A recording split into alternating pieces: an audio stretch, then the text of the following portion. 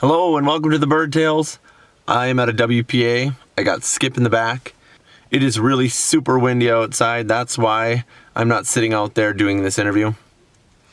We're about to venture off into here and try and find ourselves a rooster pheasant. But before we do that, I have to tell you about my previous week of upland bird hunts. So I'm actually coming off of a really rough couple of hunts, or group of hunts. Starting at the end of the last episode where Gilly and I went out and lost that rooster, I have been on 5 hunts in a row, 0 for 5, without shooting a bird. It's been tough. And I have all the excuses in the world. I've got inexperienced dogs. I've got the cattails are kind of frozen, enough for roosters, but not enough for people. It's deer season, and so a lot of the spots that I want to go to have deer hunters in them, and I'm not going in there. I can go on and on and on and on and on. But that doesn't matter. I have to tell you about my previous week of bird hunting.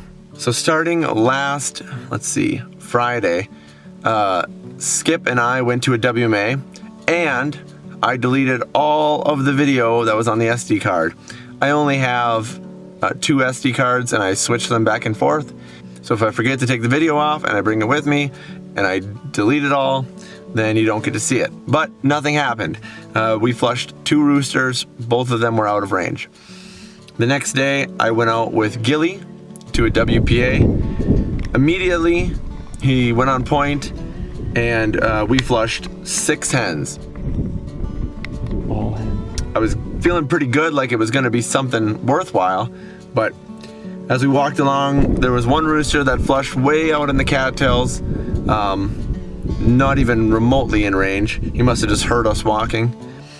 And then we also had another rooster, and to Gilly's credit, he did go on point. He locked up, did exactly what he was supposed to do, held point, and as I was lumbering along quickly trying to get there, the rooster flushed.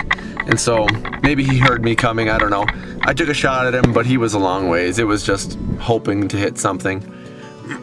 But I didn't.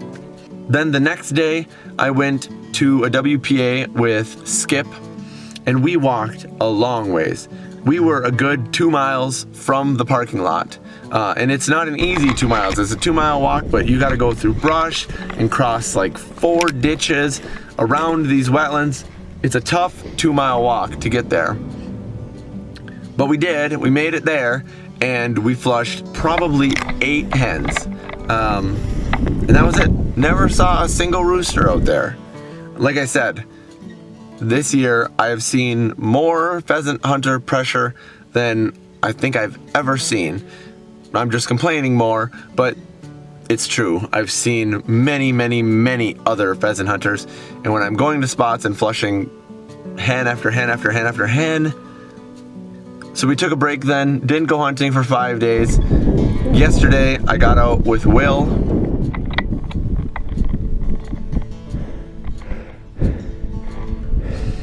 And we went to a spot that was actually pretty good. We flushed a lot of birds, probably, 15 to 20 birds. But 1 rooster. All these hens got up. Gilly had a really good point on 1 hen. And the only rooster that got up behind us. And I turned and took a shot. This is my 5th hunt in a row where I have not shot a bird. So I was desperate. I took a shot, but he was far too far. And then Will and I went to 2 more spots, 2 more WPAs, walked all over the place and flushed 1 hen. And both of those spots were just trails. If you could find tall grass on one side with a crop field on the other side, there's a hunter trail right next to it. So Skip and I are now trying to break the curse, and there's no trail over there. We drove an hour from home, totally new spot. I've never been here before, never even laid eyes on this. So hopefully this is good. And we're gonna go do it. So that's it for this week. I appreciate you watching. Stay tuned for next week. See ya.